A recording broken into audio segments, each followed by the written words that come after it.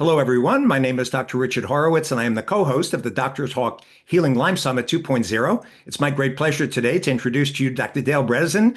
Dale is one of the leading experts in the world on Alzheimer's and dementia. We are very lucky to have Dale with us today discussing updates since the last time Dale and I talked about the dementia epidemic we have going on, where Lyme and tick-borne disease may be playing a part of it. So, Dale, thank you for joining us today. Thanks so much, Richard. Always great to talk to you. Yeah. So tell me, let's get some updates on kind of what's happening right now with the US and the world with dementia. What kind of statistics are we looking at now at this point? Really horrible ones, unfortunately. So about 15% of our population dies from Alzheimer's. So it actually dwarfs the pandemic. So the projections currently are about 45, 46 million of the currently living Americans will die of Alzheimer's disease unless we do something about it. And the great news is there's tremendous progress. There are new, more sensitive biomarkers. So you can literally find if you have, quote, pre-Alzheimer's, just as you find if you have pre-diabetes. It's really fantastic. So we can look years ahead, even before symptoms, and say, okay, you're on your way. Now, of course, everybody is so afraid of the A word. Nobody wants to say this is what you have. So fine, say that it's pre-Alzheimer's, but that you're headed for this. No, virtually nobody needs to get this if they simply get checked, get on early, either pre-symptomatic or early symptomatic. As you know, you go through these 4 stages when you get Alzheimer's disease. You can pick it up stage 1 or stage 2. You don't need to wait for stage 4, which is dementia, to get that. Furthermore, there are protocols where of course, we're looking and identifying all of the contributors. This disease is essentially a network insufficiency. You're losing synapses and you don't have the synapses that are functional on board to do what you want to do, to remember, et cetera. And so, of course, Lyme and chronic Lyme, other tick-borne infections absolutely play a role. The 3 big drivers are reduced energetics, so blood flow, vascular disease, sleep apnea, mitochondrial dysfunction, all of those things. Second one is anything that creates chronic innate immune system activation. So it's an inflammatory situation over years. Just as COVID kills you with cytokine storm, Alzheimer's kills you with cytokine drizzle. It's long, and over time. And of course, chronic Lyme and other tick-borne illnesses play a huge role in this, and we see it all the time. And then the third one, of course, is toxicity, whether it's inorganic toxins like air pollution, well shown, well proven, whether it's organics, things like glyphosate and formaldehyde and toluene and benzene and all these sorts of things, or whether it is biotoxins, ochratoxin A and gliotoxin and trichothecenes and all these sorts of things. These are the 3 big groups of contributors. So we have to ferret them out, identify them, treat them. And of course, this is where the protocols you have developed have been so helpful for those people who have tick-borne illnesses and other chronic infections. Richard, you may have seen this recent paper showing that if you look at the microbiome in the brain instead of the gut, we were always taught that it was supposed to be sterile. You're not supposed to have organisms in your brain. In fact, your brain is full of them, surprisingly. And guess what they are? Most of them turn out to be oral microbiome organisms. And it does include things like fungi as well. But all these oral bacteria are in your brain. And things like P. gingivalis and Prevotella intermedia and F. nucleatum and all these sorts of things. And this is in a normal brain. And then, of course, you end up with these changes. Literally, it is a dysbiosis of your brain that is associated. And there are specific nuclei, like the locus ceruleus, that actually have changes. And specifically, that one has Cutibacterium acnes, which is from the sinuses. So, absolutely, as you said, these things are coming together. And the problem has been, we're always told there's nothing you can do, that we don't know what causes it. I mean, that has changed dramatically.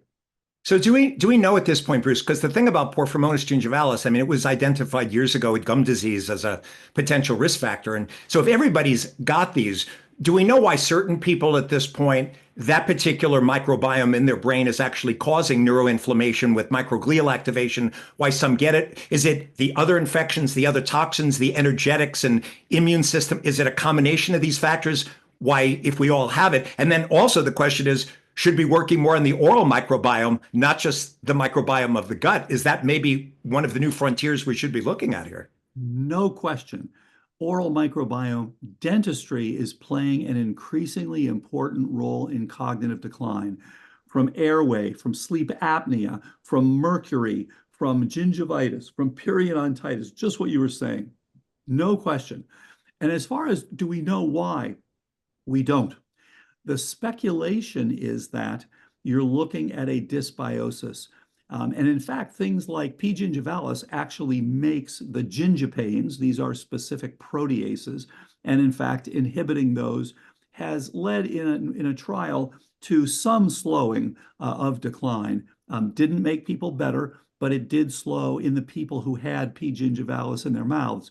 It slowed the decline. So there's no question that oral health is a very important part. You know, when I was training many, many years ago, we knew that the people who showed up with brain abscesses often had major oral pathology, but we had no idea that that oral health and oral microbiome was going to be important in the brain's microbiome, the brain's dysbiosis, and ultimately the brain's degeneration.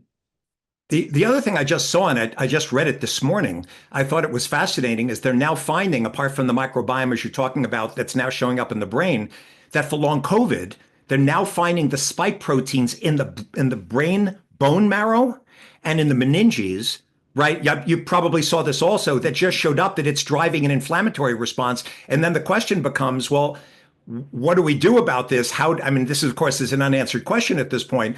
But if they've gotten up into the brain, they used to think that none of the active virus got up. And the article I just read was it was actually spike proteins. The question then becomes, should we be even using regular, messenger RNA where we get any spike proteins at this point, whether it's coming from the virus or not, or using Novavax, one of these newer ones that's mostly antibody, because the spike proteins themselves may be a problem. And I don't think we have any good ways. I mean, they're looking at how to get rid of it, but nobody's figured out, is it microclots? Is it nattokinase? Everyone's looking at different ways of kind of addressing this. It's a great point. And you know Patrick Hanaway well. Patrick has been working with a whole team to look at what's the best we can do about long COVID. And I think he's done a really nice job. And of course, they include nattokinase, as you mentioned. They include things like arterosyl HP and other things. So yes, you've got to address the blood vessels. And by the way, a lot of the people that we are seeing with cognitive decline will improve their decline, they'll plateau, and then they get COVID and they go right down again. No surprise. It's because anything that gives you this chronic inflammatory state, be it Borrelia or Bartonella or COVID, will increase your risk and increase this ongoing inflammatory state. And the problem, of course, is many people say, well, we just want an anti-inflammatory. You've got to go beyond that because that'll buy you some time. But ultimately, you've got to remove what is causing that inflammation, be it spike protein or Borrelia or what have you. So yeah, this is a tough one because there's no perfect answer. When you say, well, if people are vaccinated, they won't have this problem until after COVID. Mm-hmm. So it really, I think in many ways, the best is to keep your immune system sharp, keep your immune system optimized, and that may be the best way to go.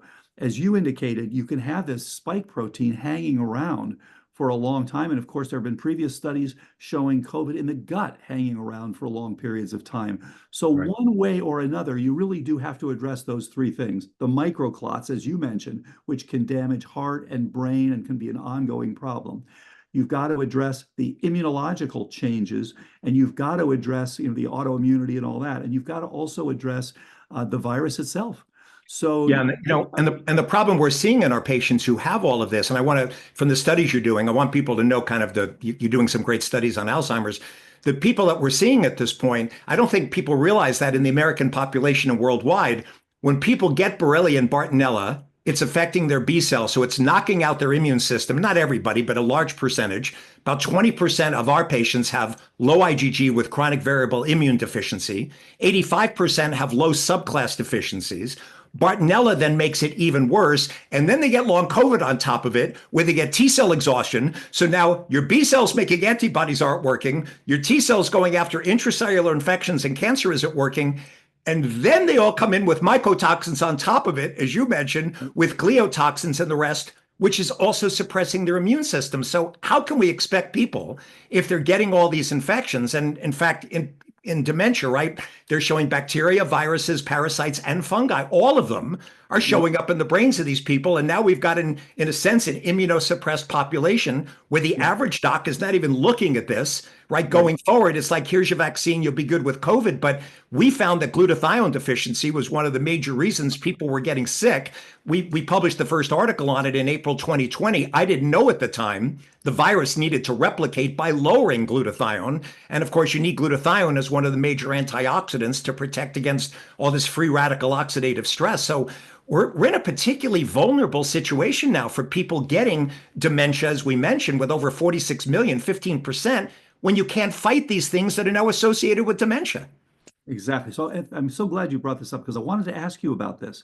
Here's a profile of a patient that I've been seeing again and again. Number one, they have low immunoglobulins for no apparent reason. Why do they have low immunoglobulins? Number two, and then so that if someone says, gee, what's going on here? We need to give you some IVIG. Well, why did you have that? Secondly, they have low glutathione. And thirdly, they will often have low white blood count. So they are immune suppressed and antioxidant suppressed. And so what is your recommendation in terms of evaluating these people who come in with low gamma globulins? Because most of the docs really don't know where do we go from here other than just giving you some. I mean, there's clearly primary immunodeficiency where there's genetic factors, but we published this last year that initially they were talking about Lyme causing immune deficiency years ago, and we had found it because when Borrelia invades the lymph nodes, it knocks out the part of the lymph nodes that's making the IgG antibodies, which is why in a lot of the chronic Lyme patients, we had up to 45% of our chronic Lyme patients, and the numbers from Johns Hopkins were exactly the same. It was 45%, had CDC positive IgM, Western blot immunoblots positive, and it wasn't early disease. It was because the IgG antibodies were knocked out and the body was only making IgM that most people think of as early. In this case, it was early and late. So from what I've seen, it's a combination of the Lyme and Bartonella causing this chronic variable immune deficiency with subclass deficiencies. And then we're seeing people with T cell exhaustion from COVID and again, the mold toxins getting in. The thing about the white cell count that's interesting, and I only learned this a little while ago because I go searching whenever any of my patients have it. You know, it's associated with mercury toxicity. We just found a patient who had chronically low white cell counts and we couldn't figure out why. And I tested her for mercury toxicity by serum and then 6-hour urine DMSA. It turned out that's what it was. And we started chelating the mercury and the white cell counts started coming up. So this goes back to what you were saying about the environmental toxins, the small particle pollution, less than 2.5 microns getting in through the nasal passages, causing neuroinflammation. It's this combination of some infections and toxins that's for us at the top of the list, driving inflammation, in this case, neuroinflammation. And unless you get to the root causes of it, you're right. I mean, you can try and block inflammation or give drugs for end-stage disease, but giving things like Aricept and acetylcholinesterase inhibitors or Namenda or some of the newer drugs that are causing brain shrinkage, even if you're removing amyloid burden, you're not stopping the main reason it's there. It's like, I don't know how the healthcare system got to the point. We name a disease, we throw drugs at it, but we don't get to the root causes of why people are sick. And you're seeing it and I'm seeing it, and our various fields are overlapping with the same causes. Yeah, the sad part is it has been a business solution, not a medical solution, to throw these things like these, $56,000 a year antibodies at this when it doesn't help. And it doesn't make people better, and it does make their brains bleed and all that sort of stuff. So it's such a good point, because very many of these things are overlapping. And one of the things that I wanted to mention, one of the things that's come out of our research that I'm really excited about is that you can see, the famous physicist Feynman said that nature uses only her longest threads to weave her patterns, so that each piece of the quilt reveals the organization of the entire tapestry.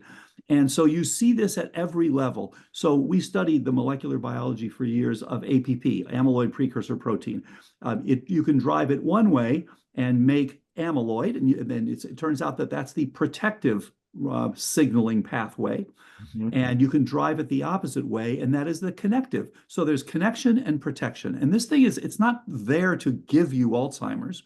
It's there because in good times, it supports you making synapses, SAPP alpha, which comes from this, and alpha CTF. These things are there for synaptic plasticity, and they help us to make new memories, to have neuroplasticity. The same system, when things are bad, you've got microbe changes, you've got mercury, you've got things like this, now switches, it's cleaved at 3 different sites, and now gives you 4 peptides that are all about protection. And A beta is one of them. It surrounds the various particles, it surrounds these microbes and kills them. And so it is an antimicrobial peptide. Mhm. And so you go back and forth, and then you see that at every level. So what happens is you have literally a system that is linked throughout your body that goes from connection signaling to protection signaling. And when you switch over, you have, as you know, more thrombosis. As you get the microclots, you're changing the endothelial cells. You have less reelin. Reelin is what's allowing you to put out these fingers and make connections. And they say, oh, reelin somehow seems to be good for Alzheimer's. Yes, reelin is part of the connection side. And these things are all linked. And you have change in what's called hippo signaling, which is a lysosomal degradation of A beta. So now you don't degrade your A beta. You have a change in your APP signaling, in your ApoE interaction with DNA, on and on and on. So you can just go right down the list. You are literally, just like you go from sleep to wakefulness, you go from connection to protection. And of course, part of that is limbic reprogramming, vagal, a sympathetic overdrive. You're in this mode of, I'm under assault, and I need to change the entire system to deal with that. It's just beautiful to see, and it tells us why all these things like Borrelia and Bartonella and COVID are giving you more Alzheimer's disease. Right. Yeah. So, when it was interesting, when I'm in the process of writing a third science book for Simon and Schuster about why we're staying ill. And Yeah. one of the first chapters I did just to look at all these chronic diseases was Alzheimer's. I wanted to know whether all 16 factors on the MSIDS model I was looking at in Lyme applied to Alzheimer's. So I did, an AI search and we went through it. Right. Every one of them was there. And now I started looking at autism. Every one of them's there. ALS. Every one of them's there. It's like Crohn's, it's like, hold on.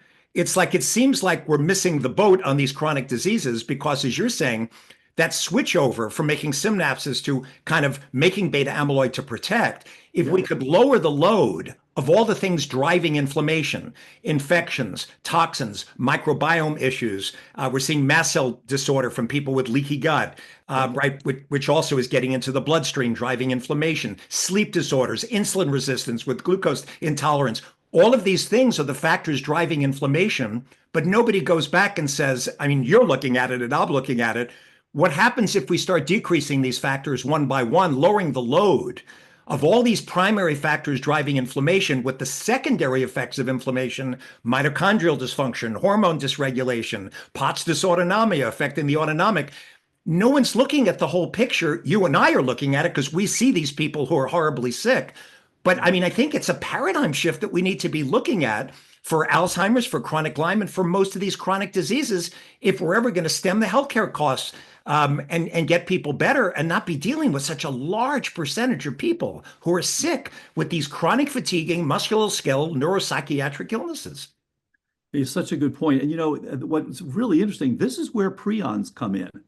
And so, of course, I did my postdoctoral fellowship many years ago with the discoverer of prions, Professor Stanley Prusiner, who won the Nobel Prize in 1997 for his discovery of prions. And these things seem to be biological signal amplifiers. So you're going one way, it's a switch. So it helps you to switch. You're going from the connection, oh, we got to go over to protection. But so what that means then is when you address enough of these factors, just as you were saying, now you flip back into the switch now finally flips. And we do see many people where you need to go through limbic retraining, you need to go through vagal stimulation to get you back into that mode of not being under assault. Because these things are a real problem. And I should mention, I have a book coming out in March called The Ageless Brain. It's all about how do we all keep our brains sharp for our lifetimes. I often start by asking people, who wants to live to 140? Because it's such a big issue now. I want to live longer. So a bunch of hands will go up and I'll say, and spend 70 of those years in a nursing home with dementia. The hands go back down. So what we really want to make sure that all of us has a brain span that is equal to our lifespan. And I mentioned your work, and I mentioned the wonderful documentary about chronic Lyme.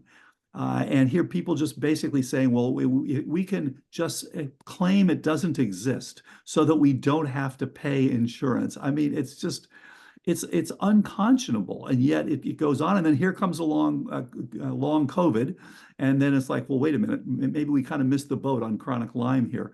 So there's no question that these things all play a role, and that the organism is making this determination. Do I have to put a lot of my resources into protecting myself and not neuroplasticity and things like that? And that's what it's doing, unfortunately. So if we can allow it the luxury of putting resources into health and neuroplasticity and good function and good mood and good sleep, I mean, it makes all the difference in the world. So the biggest factors, and by the way, great title for the book, The Ageless Brain. I love it. And you're right about the aging, because my grandmother, who was 104, she was in a nursing home and she had dementia by the end of her life. So she lived a long life. My grandfather was 99 and a half and completely well, although he developed colon cancer, and that was it. But I do have longevity, but it's true. I mean, everyone in my family who's lived long, by the time they get to close to 100 years old, their cognition, is shot at that point in time, except for my grandfather. So the prevention stuff, I know a lot of people know about Mediterranean diet and some of the good things. Why don't you share with people some of the most important factors? You talked a little bit about it, about diet, making sure there's no insulin resistance, low carb, Mediterranean style, exercise, getting sleep. Can you go through that a little bit? The basics of good health and good brain health, and also these biomarkers that you talked about just when we were beginning.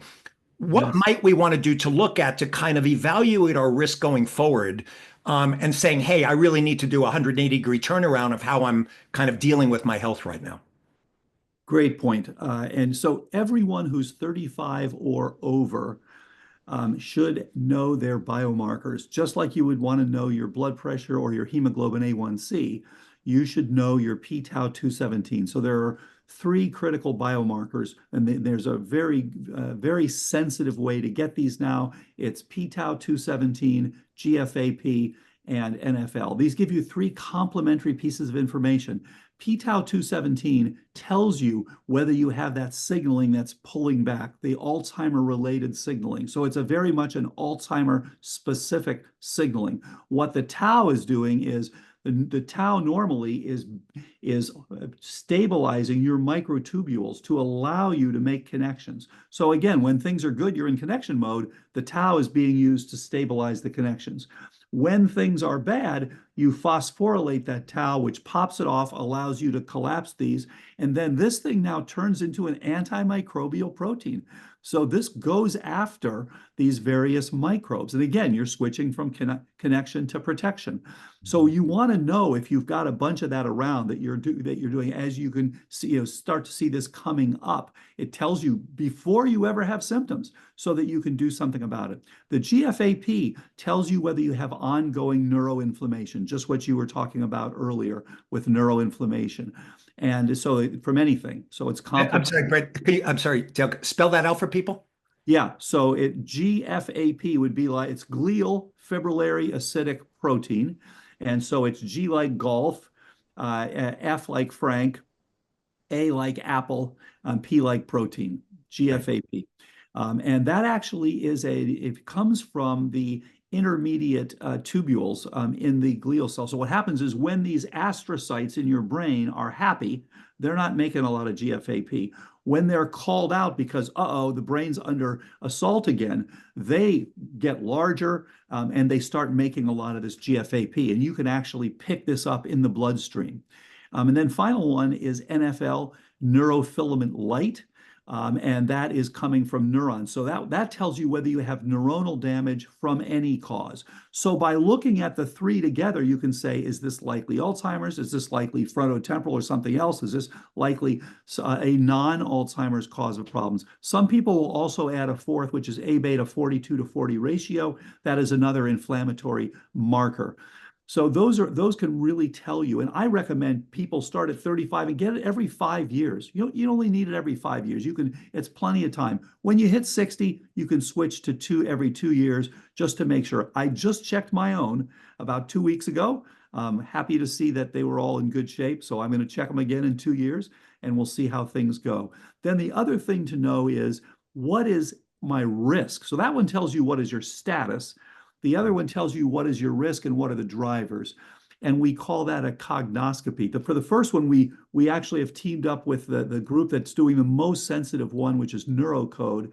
And we have something called brain scan. So you can get a brain scan. You can actually get it directly. It's very easy to do that. With the second piece, we call this a cognoscopy. Just like everyone knows, you get a colonoscopy when you turn. I love the word. I'm going to use a cognoscopy. I love it. Maria Shriver told me, don't ever use that term. It's a terrible term, cognoscopy. But I mean, it's easy for people to remember. You need a colonoscopy. If you're over 35, you should get a cognoscopy. And again, every 5 years, fine. And that will tell you all these different drivers. So it'll tell you, what about your methylation status? What about your inflammatory status? What about your toxicity status? All the things that could hurt you in the future, you want to know, and that gives you a nice background. And unfortunately, as you mentioned earlier, most doctors, the standard of care in medicine is not to check any of this stuff and just to say, oh, you got Alzheimer's, nothing we can do. And I want to mention that while we're here, we've got some when you actually do look at these things, just as you have these amazing cases of chronic Lyme reversals, we're seeing the same thing with a reversal of cognitive decline. Dr. Christine Burke has a remarkable patient who came in with a MoCA of 7 out of 30. This is, end stage Alzheimer's. And this guy is turned around and is doing better. Great to see. A wonderful health coach in New York City. Carrie Rutland has got an example of a person with posterior cortical atrophy there's no history of PCA being improved. She's got dramatic and very, very well documented improvement. We've actually written that up for publication. Dr. Craig Tanio down in Florida, who's getting fantastic results, has a patient he's shown with a corticobasal degeneration. Again, I'm not aware of a single person who's turned around with that illness. He's got a beautiful result with that. We're seeing things that just haven't been seen before. So you mentioned, what to do about it. So there's 7 basics, and then there are 2 groups of specifics. The 7 basics are diet, just what you said, plant-rich, mildly ketogenic diet, exercise, sleep, stress, brain training, detox, and some targeted supplements. And you could spend an hour, 10 hours talking about all sorts of supplements. And obviously, many of them that you use with great efficacy. Those are the basics, and targeting the things that are actually causing the problem. That's the most important part, finding out what's causing it. Then the 2 groups of specifics that you have to go after are pathogens and toxins, just what we were talking about earlier. And anything that gives you chronic infection and chronic inflammation, whether it's metabolic syndrome, whether it's leaky gut, chronic sinusitis. We had someone recently with Cryptococcus lawrentii. What a surprise, as a sinusitis, and treating that definitely helped her as part of the overall protocol. So looking at these things, and no question, tick-borne illnesses are among the very top. And as you mentioned, the problem is these things open the door for each other. It's amazing. It's like they were gentlemen opening the door for a lady. You've Mhm. got the tick-borne illnesses as the gentleman saying, come on, mycotoxins, just come right on in here and opening the door for these things to come in. So now and we see it all the time, people can no longer detox. So now they have high mercury, they have high mycotoxins, and they have chronic Lyme or other tick-borne illnesses, Bartonella, Babesia, Ehrlichia, all the ones that you treat. This is a real problem. And so you're living in this suboptimal state, and ultimately it's called a disease. But for a long time, you're living in a suboptimal state. So the majority of people that you're seeing who actually have this dementia illness, you're pretty much seeing exactly the same overlap that I'm seeing in my chronic Lyme patches as far as the causes. But I guess the question I would have for you, because we were talking about infections and toxins leading the list. If it's the bacteria like Lyme and Bard, but it's also viruses, HSV1 and 2, and herpes virus 6, 7, 8, and the rest, parasites like we see a lot of Babesia, of course, and fungi.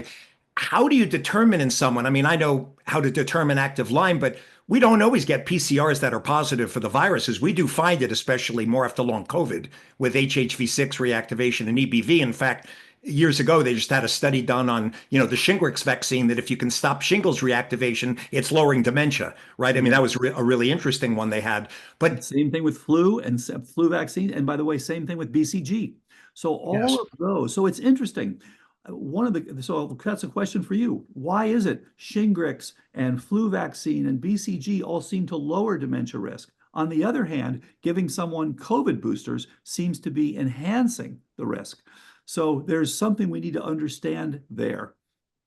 And again, we don't have the answer. My question, now that they found these spike proteins actually in the bone marrow of the skull and in the meninges, of course, my question is whether we should go back to Novavax, some type of antibody, because vaccines save lives. There's not a question about it. It's just a question of, is the spike protein a problem no matter where you're getting it from, right? From actually COVID itself or that. We just don't have the answers at this point. So and you're doing a workup for these people and you're looking at all of this. Are you essentially, it sounds like you're running through the same 16 MSIDS factors pretty much I'm running through. So you're still finding at the top of your list of dementia causing factors, it is in fact infections and toxins, following by all these other inflammatory factors, leading to mitochondrial dysfunction, POTS. It's pretty much the same things we're finding, correct? So it's interesting. You could just call this chronic illness of Western society, and it would encompass what you're doing, what we're doing, and what others are doing. Cardiovascular disease, cancers, all these things are chronic illnesses of Western societies related to what we do. Now, I think what's happening, of course, in our case, we're seeing changes in the brain. You're seeing changes with arthritis and with other things, and with brain fog as well. So for some reason, the ones that we're seeing are affecting cognition out of proportion to other things. We do see a lot that will include arthritis, but it's surprising to me how many we see that have dementia with little else. They're actually doing pretty well in many other ways.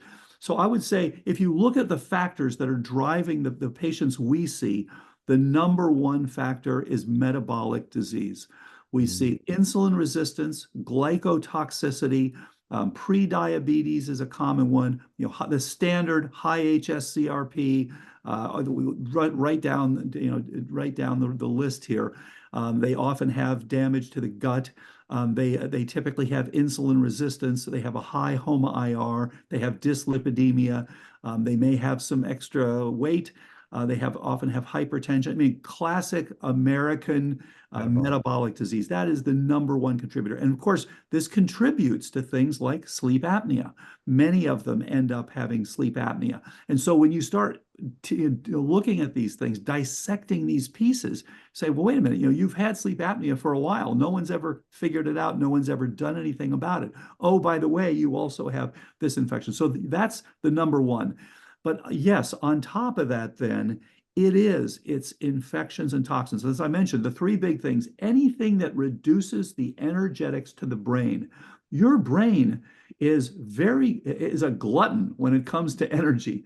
It takes about 20% of the energy that your body is producing, about 20% of blood flow. You need that blood flow, you need that mitochondrial function, you need that oxygenation. If you're dropping down into the 80s and 70s at night, you're not getting it. And then the second one is the inflammation we talked about, and the third one is the toxicity that we talked about. And it is amazing because people will go along, and we're dealing with someone, for example, right now who has Parkinson's. And it turned out this person had massive, massive exposure to a mycotoxin that is known to damage mitochondria. Well, he was already told, well, nobody knows what causes Parkinson's. We'll just give you some Parkinson's treatment. We'll just focus on the end stage here, the symptoms, without looking at what's driving this problem. So one of the things I wanted to ask you, for some of these people, it ends up that the mycotoxin exposure is exogenous. But for many of them, it ends up that they've already got some in their gut or in their sinuses. So that the problem is you remove, they can even move out of their home. It doesn't matter. They've got endogenous problems. So It, how it's funny many? you it's funny you say that because I just had a patient with this, and in most of the cases, so we're starting now more regularly to actually check the sinuses for biofilms and mold spores. The Yeah, majority of the patients, when I give them NAC, alpha lipoic acid, glutathione, 500 milligrams twice a day for mold, a little bit debutyrate, 500 twice a day. Give them essentially, I use GI detox, but you could use many different clay charcoal. And if they have trichothecenes, I use optifibroline with glucomannan. We give this to the majority of people, and we see the toxins come down beautifully. I had this one guy, and it was coming down very nicely.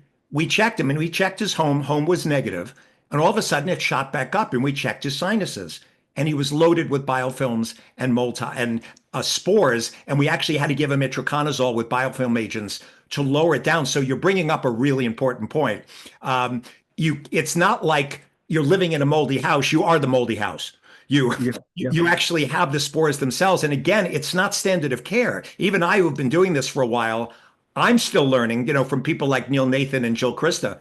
I'm yeah. still learning over time because even though it's not the majority, I am finding it now. And now I'm starting to check everyone for nasal passages because we are seeing it. And of course, the closer it gets to your nasal patches, is the faster, obviously, you're getting this up right into the brain.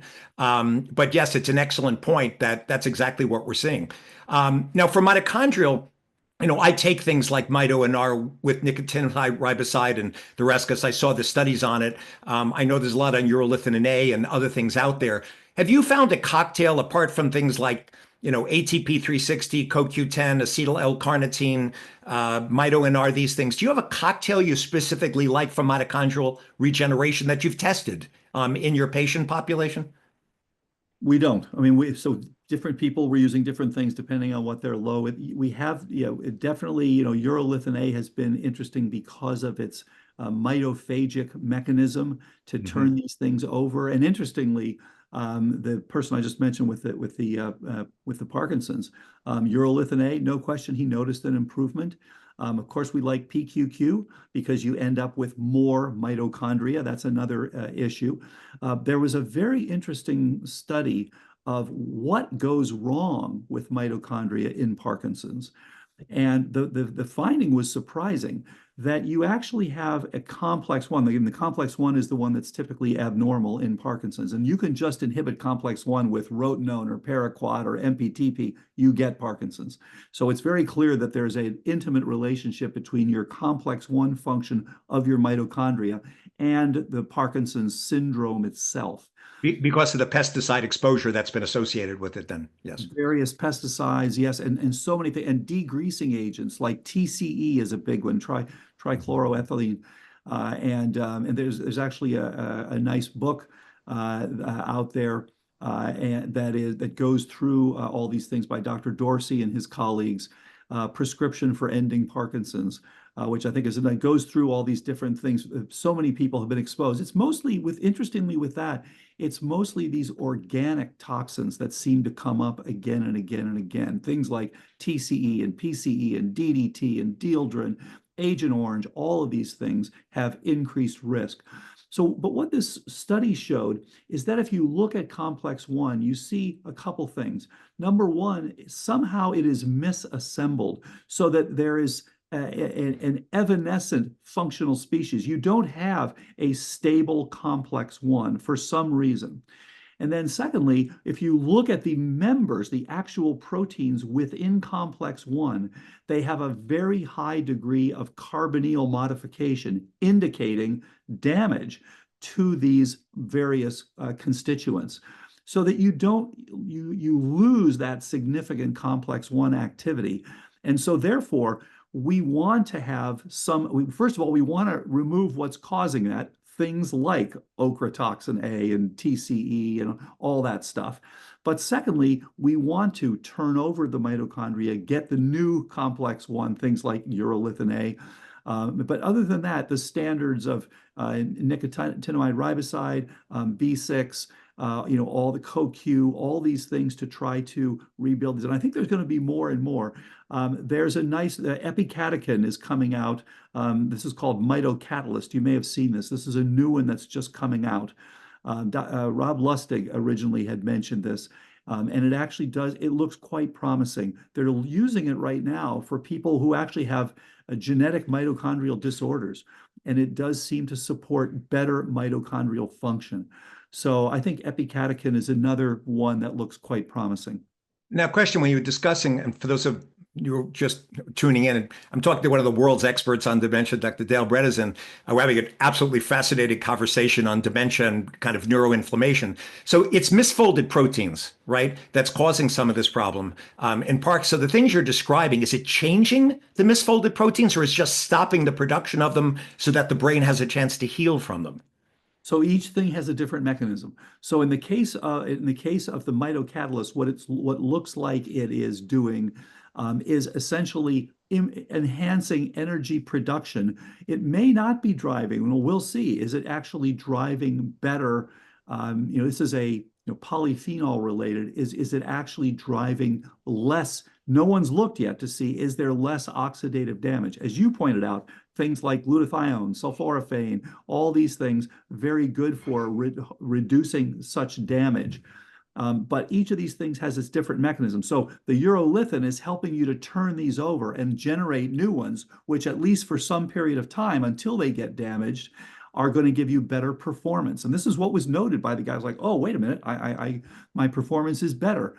Interestingly, as you know, exercise alone has helped Parkinson's patients more than almost anything else.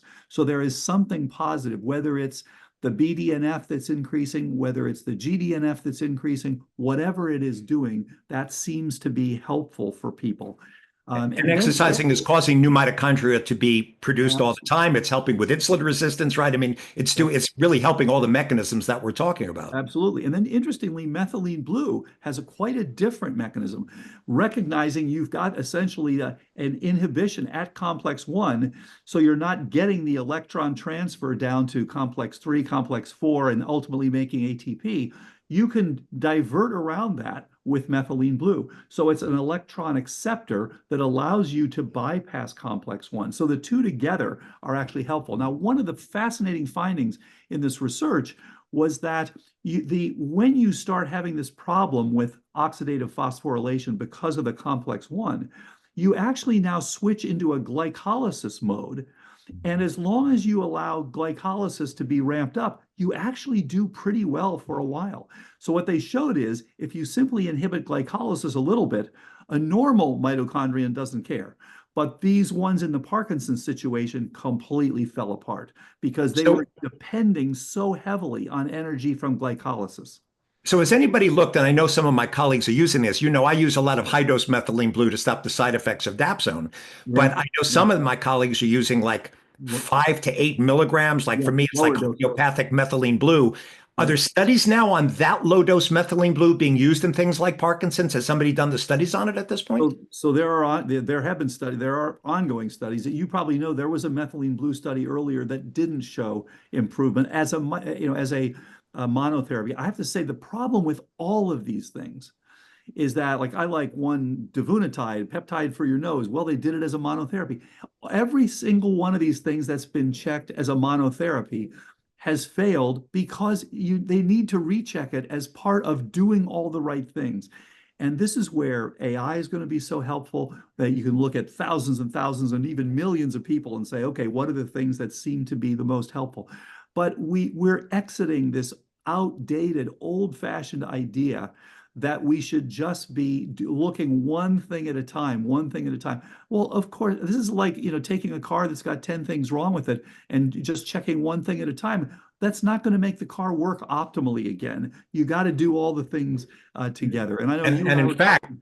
you're bringing that up. So I'm working with Eva Garland Consulting to finally get a multi-center placebo-controlled randomized trial on dapsone combination therapy. And as you and I've talked about this, the number one symptom that gets better from dapsone combination therapy, number one, is cognition.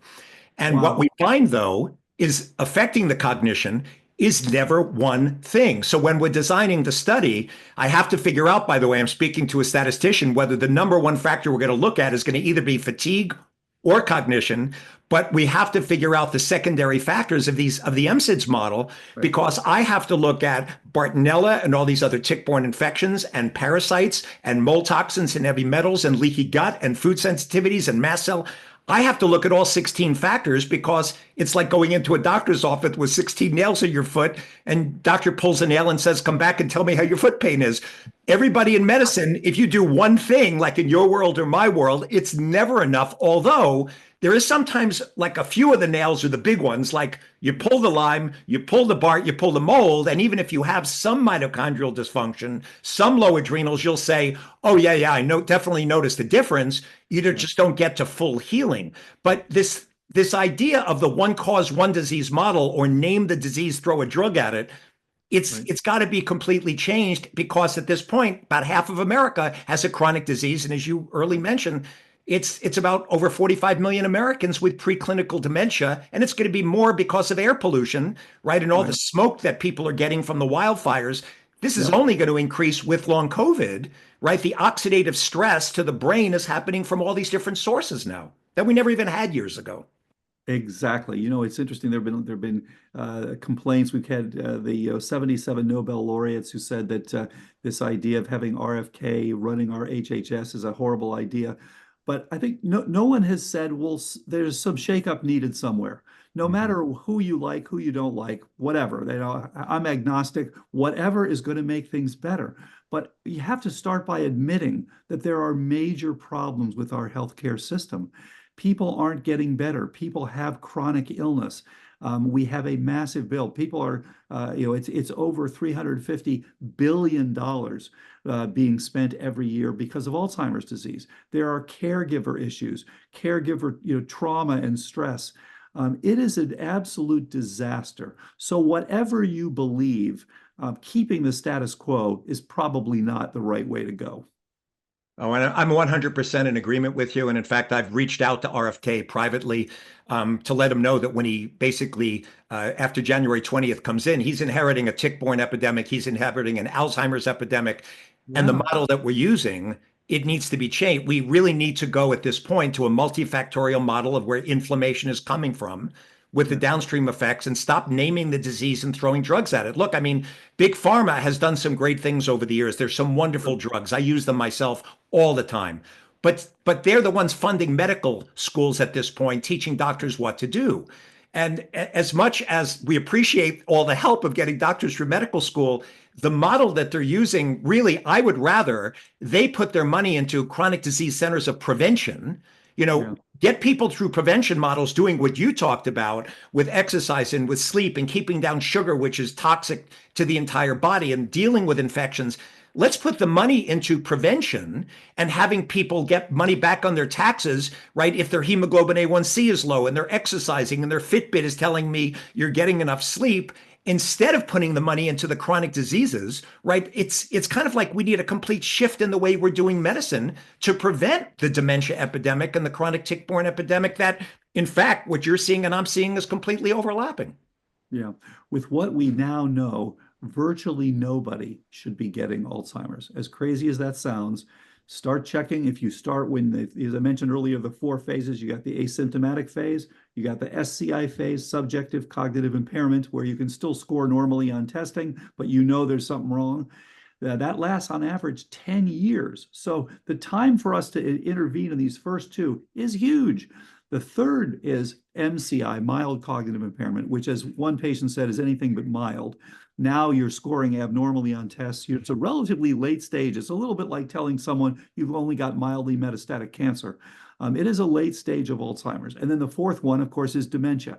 That's where you're having trouble taking care of yourself and things like that.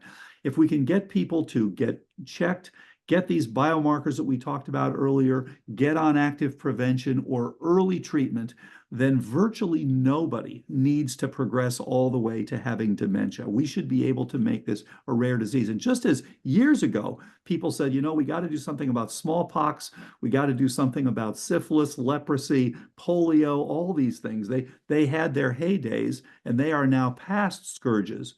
These chronic illnesses should become past scourges if we look early, we treat optimally, and we look at the whole networks of these things.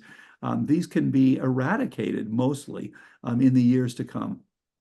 You're giving a message of hope, and I do the same thing when I speak to patients because we're finding we are reversing the vast majority of these symptoms when people are coming in, when we're getting to the underlying sources of where the inflammation's coming from, and we're addressing the downstream effects. So, I mean, it's really a message of hope for people that we can. So, I hope maybe when we're both 120 years old and we have our ageless brain, you and I will be doing our talk together. We'll go, hey.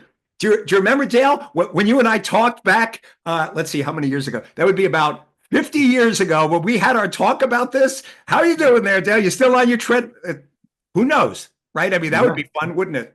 Yeah, I'm 72 now, so I would love to see this when we're a little older. So here's my question for you. Let's say we have people coming in with cognitive decline. Would you treat all of them with dapsone? Would you include that for everybody? If not, how would you single them out? And then how long would you typically be giving them dapsone for the people that are coming in with cognitive decline?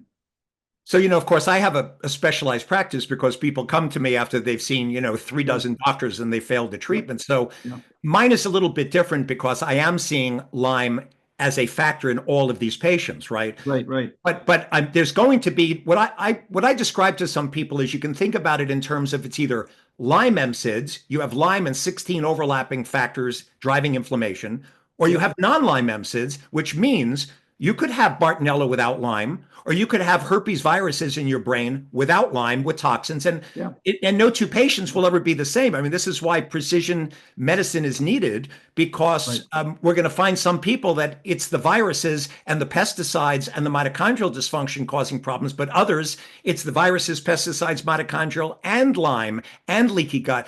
The point being, we need a model to screen through these 6 overlapping causes of inflammation and downstream effects. Otherwise, you're not going to get to all the causes of why it's happening. So, to get back to dapsone, I mean, for me, it's been a miracle drug. And I've had people, I have a woman in Arizona who just flew out to see me. She's in her 70s and she never wanted to do a lot of the higher dose dapsone therapies. I put on 1 minocycline a day, just 50 milligrams, great penetration into the brain, stops neuroinflammation, and 25 milligrams of dapsone, which in my world is like homeopathic dapsone.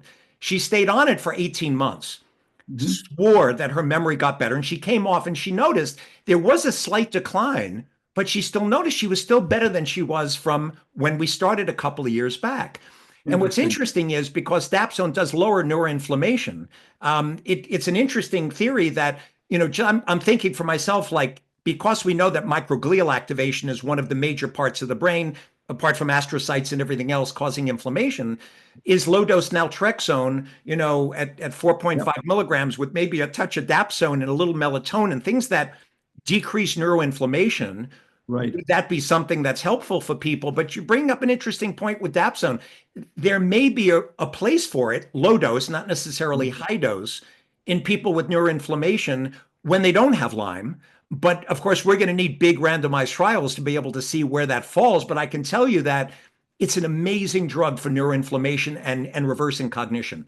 I hope, by the way, because of the talk we're having today and we're designing the randomized trial, I will be calling you because when we design the trial, I'm going to want to integrate these 3 biomarkers you talked about, right? For Alzheimer's, we're definitely going to want to integrate these biomarkers, and I'm going to want your input because Amen Clinic is one of the people that are participating in the randomized trial Fantastic. apart from Mount Sinai. Yeah. So, I don't know that we'll be doing F-18 PET scans and things, but we will be looking at these biomarkers. So you and I should actually speak at another point about what you'd like to see in the trial, Yeah. because we can definitely overlap what you and I are doing. There's no reason not to at this point, because I think looking at those neuroinflammatory biomarkers before and after treatment, it will be absolutely fascinating to see what dapsone combination therapy and addressing the MSIDS variables does for people. No question. And we're in the middle of a trial, as you know, right now. It's 6 different sites around the country. We did an interim analysis. It's clearly positive, so things look good. I kind of wish we had included low-dose dapsone as part of the overall treatment for this, because I think that there's a real place for this. I'll include it in mine so that whatever you wanted to get out of your trial, we'll put it into my randomized trial when we finally get this off the ground. Very interesting. Well, happy to discuss. Dale, I have to tell you, you and I could be speaking. You are just fabulous. You're a great speaker. You speak so clearly about what's going on in the body. I think people are just really, this one, I think, knocked it out of the park. And I really would encourage people to get your new book, because this is something we all need, The Ageless Brain, right? So coming out in March. Yes. It's coming out in March. So this will be around the time that our Lyme Summit is actually coming out. So this is perfect timing for this. So for those of you who've tuned in, The Ageless Brain by Dale Bredesen, absolutely please go get this book, because what Dale has discovered and what I'm discovering in the MSIDS, we're finding overlapping causes. He's coming at it from another perspective, but he has amazing research at this point of how to protect our brains. And I just like you, I think there's hope for people. We do not have to live with these kind of chronic illnesses. You're finding it in your field, I'm finding it in mine, but they're clearly overlapping, and we're really making some great progress. So thank you so much for taking the time today. This has been wonderful. Always love to talk to you, Richard. Thank you so much. Great to talk to you, and look forward to further discussions.